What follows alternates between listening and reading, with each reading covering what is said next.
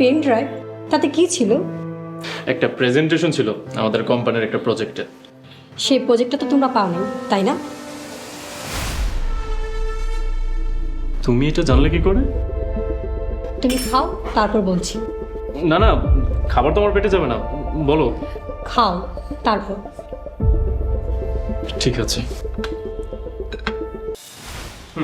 এই যে আমার খাওয়া শেষ, এবার বলো। আচ্ছা, 2 কাপ কফি আনতে বলো না? আরে কি হয়েছে তোমার? হ্যাঁ, তুমি এমন সাসপেন্স করছো কেন? বলো না কফি আনতে। আচ্ছা ঠিক আছে, আমি কফি আনতে বলছি। কফি খাওয়ার পর কিন্তু বলবে। ঠিক আছে। রতন, এই কফি দে তো দুটো।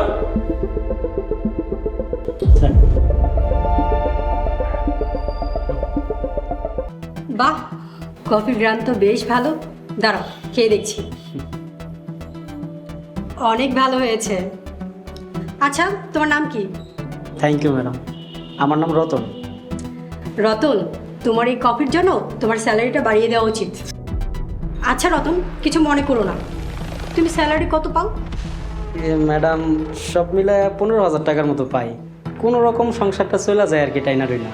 তোমার কোনো ভাই বা নিকট আত্মীয় দেশের বাইরে থাকে? না না ম্যাডাম, আমার কোনো নিকট আত্মীয় বিদেশ থাকে না।